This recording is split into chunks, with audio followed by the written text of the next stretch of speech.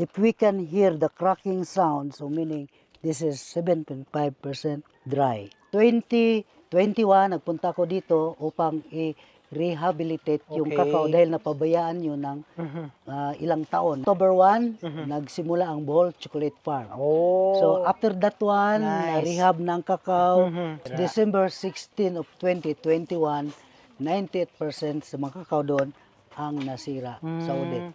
Kinabukasan, 5 o'clock in the morning, nagpunta ako doon sa kakao farm, nakita ko wala ng mga dahon, Wash yung out. iba tumba dahil may mga niyog doon, yung mga kahoy tumba doon sa kakao.